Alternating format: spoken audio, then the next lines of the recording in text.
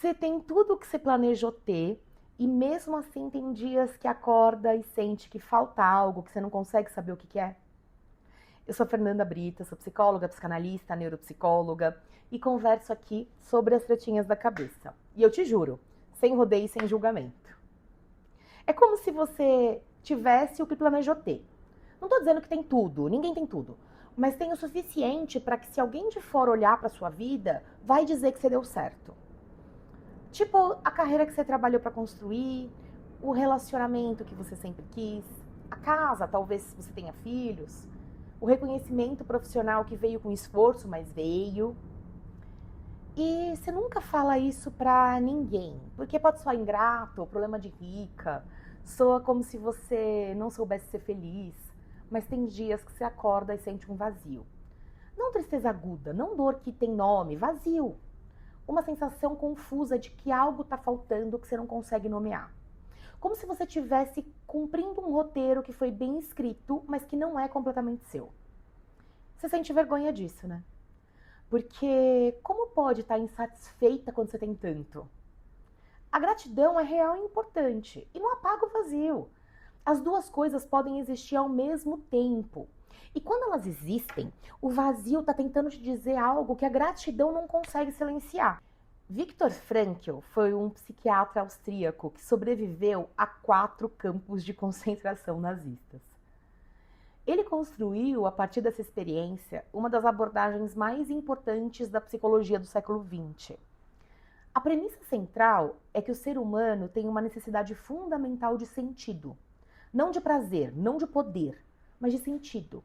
De sentir que a vida que está vivendo aponta para algo que vai além do cotidiano.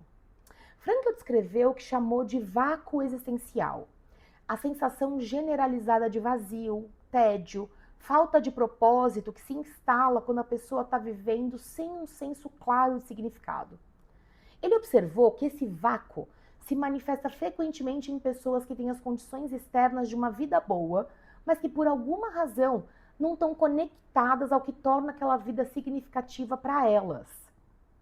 A pessoa que estudou o que a família esperava, que entrou na carreira que fazia sentido socialmente, mas que não ressoava por dentro, que construiu a vida que parecia certa, chegou lá e descobriu que a certa não é a sua. Esse vácuo não tem nada a ver com ingratidão, tem a ver com um desalinhamento entre a vida vivida e quem você é de verdade. Existe um mecanismo muito comum que a gente usa para não ter que sentar com o vazio, o preenchimento constante. Se você nunca para, nunca fica em silêncio, nunca tem espaço onde não tem nada programado, você nunca tem que encontrar o vazio de frente. E frequentemente essa vida hiperativa, hiperpreenchida, que parece tão produtiva, é em parte uma estratégia de fuga que assusta o vazio. Porque o vazio assusta. Ele sente como falta de sentido, como falta de direção, como e agora? Qual é a relação? O vazio não é o problema, o vazio é a pergunta. É o seu sistema psíquico sinalizando que tem um desalinhamento entre você e o que você está vivendo. Entre as respostas que você construiu e as perguntas que ainda não foram feitas. Entre a vida que tinha que construir e a vida que você ainda não teve permissão de imaginar. E o que está do outro lado desse vazio não é mais vazio. É contato. É contato com o que você realmente valoriza, com o que você realmente quer, com as partes de você que foram deixadas de lado ao longo do caminho para caber no roteiro do que você esperava ou que esperavam de você. O custo de ignorar o vazio é continuar preenchendo com preenchimentos que não funcionam. E aí cada vez eles precisam ser maiores, produzindo mais. A compra que dava satisfação por uma semana começa a durar 2 dias. A conquista profissional que antes gerava alegria começa a gerar um alívio temporário. A viagem deveria ser descanso, mas ela fica cada vez mais elaborada. E ainda assim, você não volta recarregada de verdade. Estudos mostram que pessoas sem senso claro de propósito têm expectativas de vida menor, maior incidência de doenças crônicas, pior funcionamento imunológico. Propósito não é luxo existencial, é saúde. A pergunta que mais ajuda a começar a trabalhar o vazio não é o que eu quero. Isso pode ser paralisante. né? Pode ser desconectando você do seu desejo.